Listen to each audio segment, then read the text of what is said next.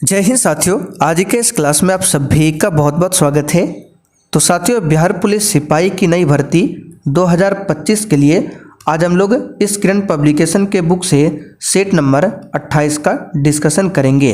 और देखिए, जो भी साथी चैनल पर पहली बार आए हैं, अगर आपको बिहार पुलिस के लिए कोई अच्छा सा प्रैक्टिस सेट का बुक चाहिए तो आप लोग इस बुक को परचेज कर सकते हैं। ये किरण पब्लिकेशन का प्रैक्टिस सेट का बुक है। इसमें टोटल 29 सेट्स दिया हुआ है और 2024 में जो पिछली बार बिहार पुलिस का एग्जाम हुआ था उसी पैटर्न पर आधारित इस बुक में क्वेश्चन दिया हुआ है। बहुत ही शानदार क्वेश्चन है जो आपके एग्जाम में यहाँ से क्वेश्चन बन सकते हैं। तो आप लोग इस बुक को ले सकते हैं और डेली आप लोग इस बुक से प्रैक्टिस सेट लगाइए। तो चलिए इसी के साथ आज के सेट को स्टार्ट करते हैं। तो साथियों, आज का पहला क्वेश्चन देखिए, निम्नलिखित दिए गए शब्दों में विशेषण बताइए। शौक, पर्वत, सहायक, उत्साह।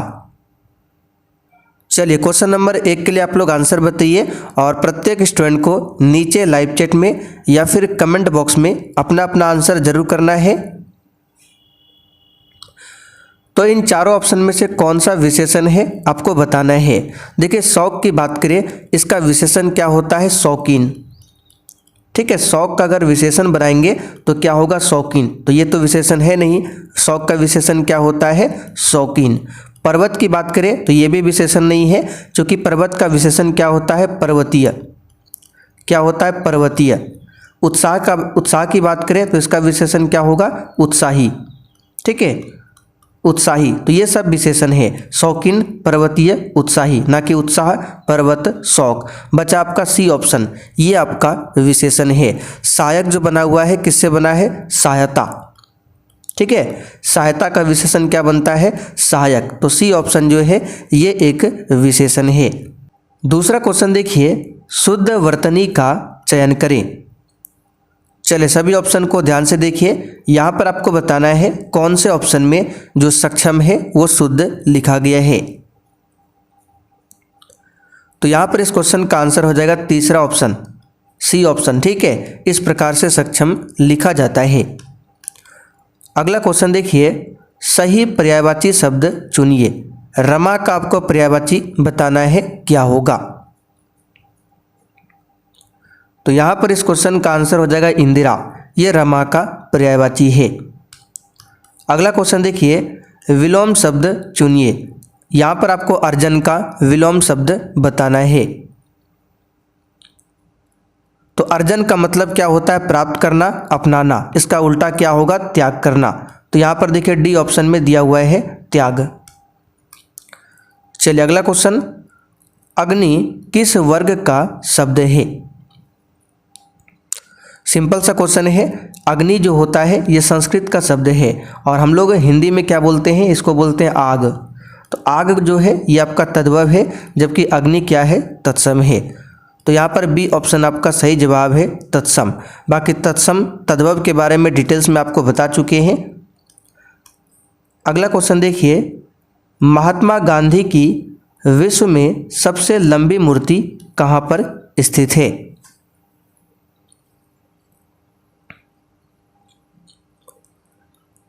तो महात्मा गांधी की विश्व में सबसे लंबी मूर्ति जो है पटना में स्थित है। कहाँ पर? पटना स्थित गांधी मैदान के निकट में स्थित है। यहाँ पर इसका आंसर हो जाएगा बी ऑप्शन, पटना। इस मूर्ति की कुल ऊंचाई कितनी है? तो याद रखिएगा 72 फीट। कितनी ऊंचाई है? 72 फीट इसकी ऊंचाई है। अगला क्वेश्चन देखिए, कलिंग के विरुद्ध अशोक के अभियान की जानकारी का मुख्य स्रोत निम्नलिखित में से क्या है? चलिए क्वेश्चन नंबर 7 के लिए आप लोग आंसर बताइए। बहुत ही शानदार क्वेश्चन है। जो कलिंग युद्ध हुआ था 261 ईसा पूर्व में, तो इसकी जानकारी हमें कहाँ से मिलती है? तो याद रखिएगा अशोक के 13वें शिलालेख से। कौन से शिलालेख से? तो अशोक के 13वें शिलालेख से। तो यहाँ पर इसका आंसर हो जाएगा डी ऑप्शन, शिलालेख। और 13वें शिलालेख की बात करें, इससे जानकारी हमें ये भी मिलता है इस युद्ध में बहुत ही ज़्यादा नरसंहार हुआ था, जिसके कारण अशोक को काफ़ी पश्चाताप भी हुआ था और इस कारण अशोक ने बौद्ध धर्म को अपना लिया था। तो अगर आपसे पूछे अशोक ने बौद्ध धर्म को कब अपनाया था? तो याद रखिएगा कलिंग युद्ध के बाद। ये क्वेश्चन बनता है, ध्यान रखिएगा। अगला क्वेश्चन देखिए, गांधी जी की न्यासिता की अवधारणा क्या है? चलिए क्वेश्चन नंबर 8 के लिए आप लोग आंसर बताइए। ये जो न्यासिता की अवधारणा है इसके प्रतिपादक कौन है? तो महात्मा गांधी जी। इस बात को ध्यान रखिएगा। और गांधी जी की न्यासिता की अवधारणा क्या है? तो पूंजीवादी समाज को समतावादी समाज में रूपांतरित करती है न्यासिता की अवधारणा। यहाँ पर बी ऑप्शन आपका सही जवाब है, ध्यान रखिएगा। आगे देखिए, निम्नलिखित में से बिहार की कौन सी भू आकृतिक खंड झारखंड के साथ अपनी सीमा साझा नहीं करता है? बहुत ही शानदार क्वेश्चन है। इसका आंसर क्या होगा? तो देखिए, बिहार के उत्तर में आप सभी जानते हैं क्या है? नेपाल। और दक्षिण में क्या है? झारखंड। तो बिहार का जो दक्षिणी मैदान है उसको 3 भागों में विभाजित किया गया है, गंगा सोन, अंग मैदान और मगध मैदान। ठीक है, गंगा सोन, अंग मैदान, मगध मैदान, ये दक्षिणी क्षेत्र में आता है और झारखंड भी दक्षिण में है, तो ये झारखंड से टच करता है। जबकि मिथिला मैदान की बात करें, ये बिहार के उत्तर पूर्वी क्षेत्र में है। ठीक है, तो ये झारखंड से टच नहीं करता है क्योंकि झारखंड तो बिहार के दक्षिण में है और ये मिथिला मैदान बिहार के उत्तर पूर्वी क्षेत्र में है। तो ये वाला एरिया जो है मिथिला मैदान झारखंड से टच नहीं करता है। अगला क्वेश्चन, समोच्च रेखा समान डैश के स्थानों को जोड़ने वाली काल्पनिक रेखा है?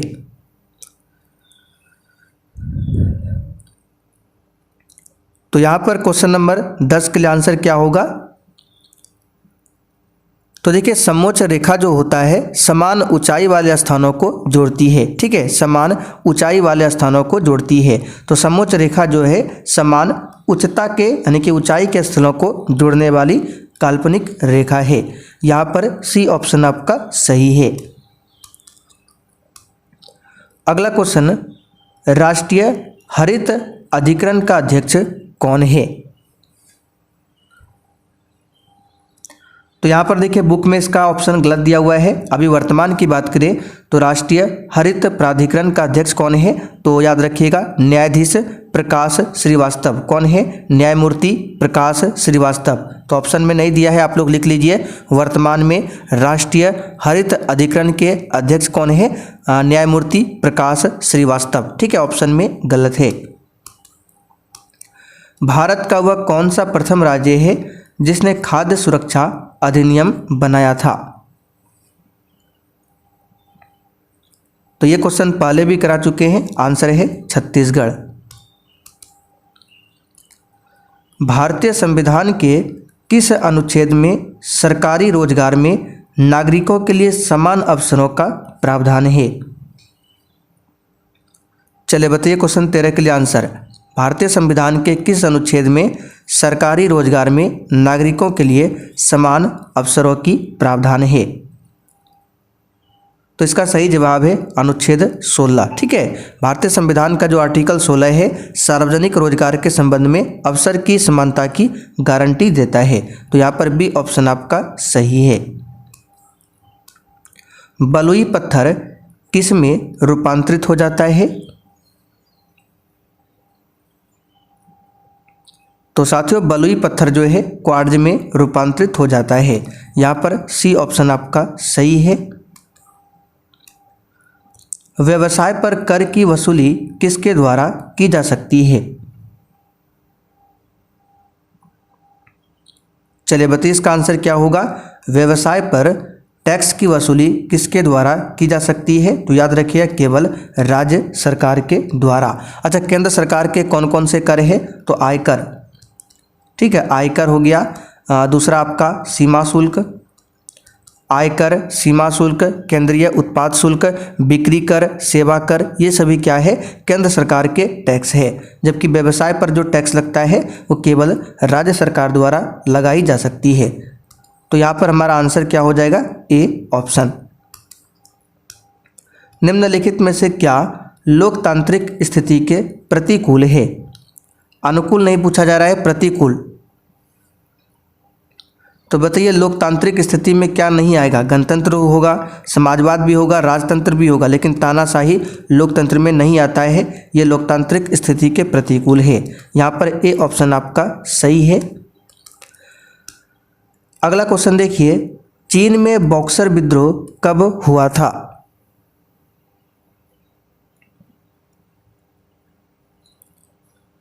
तो साथियों इस क्वेश्चन का आंसर क्या होगा? 1900 दशक में। ठीक है, 1900 के दशक में चीन में जो बॉक्सर विद्रोह की शुरुआत हुई थी ये 1898 से स्टार्ट हुआ था और ये चला था 1901 तक। तो इसके बीच में देखिए यहाँ पर बी ऑप्शन में 1900 आ रहा है, तो आंसर क्या हो जाएगा? B option. अगला क्वेश्चन, नीलगिरी पहाड़ियाँ किस राज्य में स्थित है? चलिए क्वेश्चन नंबर 18 के लिए आप लोग आंसर बताइए। नीलगिरी की पहाड़ियाँ किस राज्य में स्थित है? तो ये क्वेश्चन कई बार बता चुके हैं। ये मुख्यतः जो है तमिलनाडु में विस्तृत है। ऐसे देखा जाए तो नीलगिरी की पहाड़ी जो है ये तमिलनाडु और केरल में विस्तृत पर्वतों की एक विस्तृत श्रृंखला है, लेकिन इसका आंसर होगा तमिलनाडु। तमिलनाडु में अधिकतर भाग है। अगर तमिलनाडु ऑप्शन में ना रहे, ऑप्शन में केरल मिले, तो वो भी आंसर लगा सकते हैं। और हमने आपको ये भी बताया था नीलगिरी पहाड़ी की सबसे ऊंची चोटी का नाम क्या है? दोदा बेटा। ठीक है, दोदा बेटा। और इसी नीलगिरी पहाड़ी पर एक जनजाति का निवास स्थान है, उसका नाम है टोडा जनजाति। तो अगर आपसे पूछे टोडा जनजाति का निवास स्थान कहाँ पर है?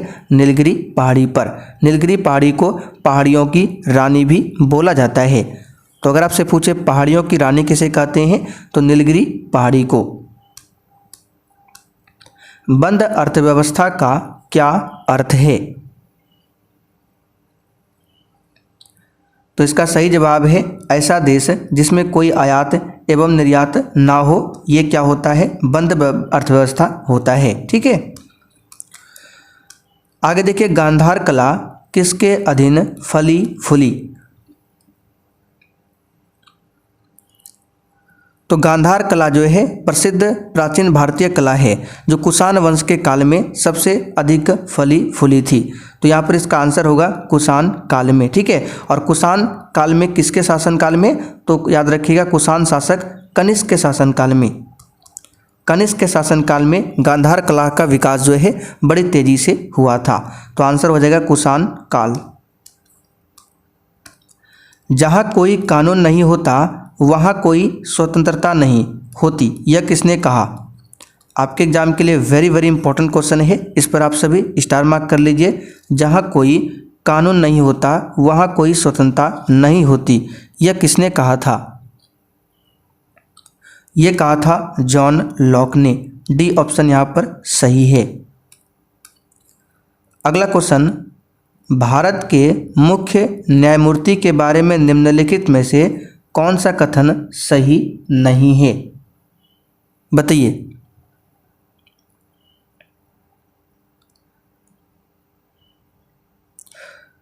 चलिए सभी ऑप्शन को देखते हैं। वह सभी उच्च न्यायालयों के मुख्य न्यायमूर्ति की नियुक्ति करते हैं, ये गलत है। ठीक है, जितने भी उच्च न्यायालय है, भारत में टोटल 25 उच्च न्यायालय है, तो जितने भी उच्च न्यायालय है उसके मुख्य न्यायमूर्तियों की नियुक्ति जो है भारत के राष्ट्रपति करते हैं। ठीक है, ना कि मुख्य न्यायमूर्ति। ठीक है, यहाँ पर मुख्य न्यायमूर्ति का मतलब होता है सुप्रीम कोर्ट का बोला जा रहा है कि भारत के जो मुख्य न्यायमूर्ति है यानी सुप्रीम कोर्ट के जो मुख्य न्यायाधीश है, क्या वो जो राज्य में उच्च न्यायालय है उसके मुख्य न्यायाधीश की नियुक्ति कर सकते हैं? नहीं, राष्ट्रपति करते हैं। तो ए ऑप्शन ही आपका गलत है। बाकी भारत के मुख्य न्यायमूर्ति राष्ट्रपति को पद की शपथ दिलवाते हैं, बिल्कुल सही है। जब राष्ट्रपति और उपराष्ट्रपति दोनों के पद एक साथ रिक्त हो जाते हैं तब भारत के मुख्य न्यायमूर्ति राष्ट्रपति के कार्यों का निर्वहन करते हैं, यह भी सही है। भारत के मुख्य न्यायमूर्ति 65 वर्ष की आयु तक अपने पद पर रह सकते हैं। ये सभी स्टेटमेंट सही है, जबकि ए ऑप्शन आपका गलत है। भारतीय संविधान का कौन सा भाग राज्य के नीति निर्देशक सिद्धांतों से संबंधित है?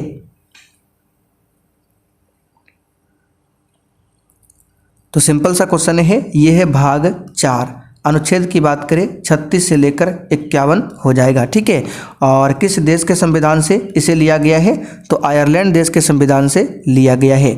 भाग 3 की बात करें तो इसको क्या बोला जाता है? तो इसको संविधान का मैग्ना कार्टा बोला जाता है भाग 3 को। भाग 3 में मौलिक अधिकार है, आर्टिकल 12 से लेकर 1935 तक। भारत के संविधान का 44वां संशोधन मौलिक अधिकारों की श्रेणी में से निम्न किस अधिकार को हटाता है? तो मौलिक अधिकार पहले 7 थे, वर्तमान में 6 है। कौन से हटा है? तो संपत्ति के अधिकार को हटा दिया गया है। अब इसे कानूनी अधिकार बनाकर आर्टिकल 300A में रखा गया है। ठीक है, और इसे कब हटाया गया था? तो 1978 में। कौन सा संशोधन हुआ था? तो 44वां। निम्नलिखित में से कौन सा एक भारत का तेल क्षेत्र सबसे प्राचीन है और अभी भी तेल उत्पादन करता है?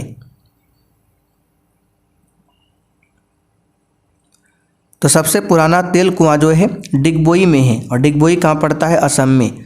बी ऑप्शन यहाँ पर आपका सही जवाब है। ठीक है, भारत में अगर पूछे कि पहली तेल रिफाइनरी कब शुरू किया गया था? तो 1901 में। 1901 में भारत की पहली तेल रिफाइनरी जो है डिगबोई में ही शुरू किया गया था, और ये सबसे पुराना तेल कुआं है। कहाँ पर है? डिगबोई, असम में। यहाँ पर इसका बी ऑप्शन सही है। डॉक्टर मनमोहन सिंह से ठीक पहले भारत के प्रधानमंत्री कौन थे? इसका सही जवाब है अटल बिहारी वाजपेयी।